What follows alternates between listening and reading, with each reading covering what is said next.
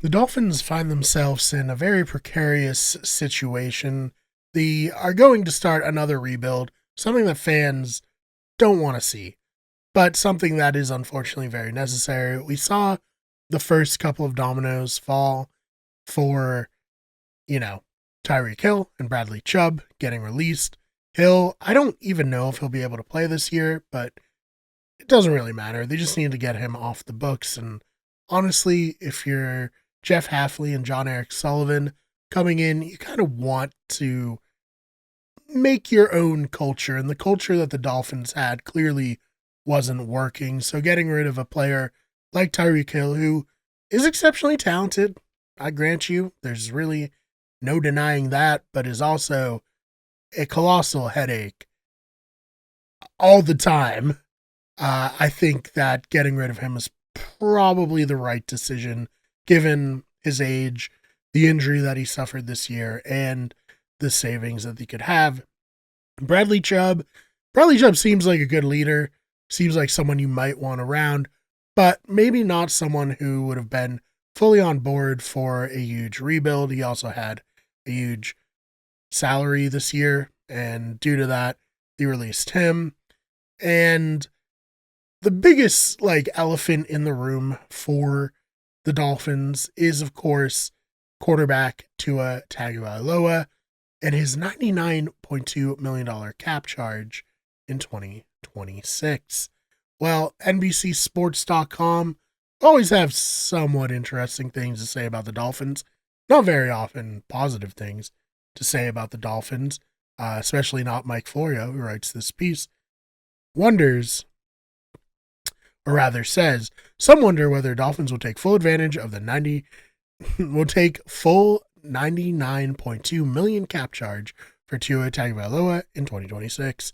He writes, the Dolphins have a decision to make about quarterback Tua Tagovailoa. Few expect him to return as the starting quarterback for 2026. Thanks, however, to the ill-advised contract that former general manager Chris Greer gave Tagovailoa in 2024 when he was still signed for one more season, the Dolphins owe him $54 million in the coming year, with every penny fully guaranteed. If the Dolphins cut Tagovailoa, they'll absorb $99.2 million in cap charges. If they make Tagovailoa a post-June 1st designation, they'd be able to split the cap charges, with $55.4 million applying in 2026 and $43.8 million landing in 2027. If the Dolphins opt not to use the device that spreads the cap consequences over 2 years, they take the full $99.2 million cap charge this year. That would clear him from the books for 2027. Some in league circles think the Dolphins may do just that and eat the $99.2 million now, with the cap for 2026 projected to fall between $301.2 million and $305.7 million for the coming year, anywhere from 32.4% to 32.9% of the team's total cap space would be allocated to Tagovailoa. That, of course, makes it so that he is not on this. Also, very interesting sleep apnea picture there. Anyways, taking full charge in 2026 would fairly be criticized as a soft tank by deferring $43.8 million in 2027, when the cap will likely be higher. The relative impact of the dollars would be smaller than it would be in 2026. Still, it's one of the options available to the Dolphins. If they release Tagovailoa without the post-June 1st designation, that will happen. $99.2 million in dead money hitting the 2026 cap would make it harder for the Dolphins to field a competitive team this year, but would put Tagovailoa's contract in the rearview mirror as of 2027. So I can see it both ways.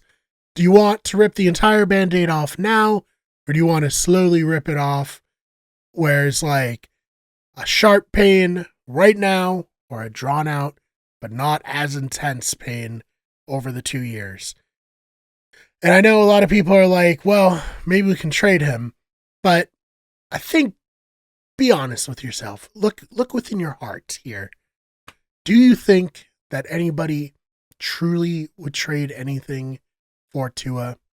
And if they're going to trade him, it's going to be a situation where they have to probably give like a third round pick with Tua, not get a third round pick for Tua, trade on with him because of his cap number, and probably also still pay some of his cap hit in order to entice anyone to take him. I don't see anybody going for him, given the injury history, given the fact that the injuries have seemingly zapped a lot of his talent. Who would trade for him? So it's either that or release him straight out and do what Mike Florio was talking about in this. So let me know your thoughts. Do you think that the Dolphins will do what Florio said and just this year take the huge cap hit, or really spread it out, or really trade him, which I don't think is possible unless they trade more assets, which I don't think people would like that much. So not a great situation, but rebuilds are very much not great situations. Only silver lining, I guess, is we're used to it. We've been through it a lot. So let me know your thoughts about this in the comments, and please subscribe if you enjoy this. We have new videos coming out all the time here on the channel. Check out our other channels, which include We Get Everything, Those Fake Nerds, and Better Radio, which has all of our podcasts. Again, thank you so much for checking this one out, and I will see you in the next one.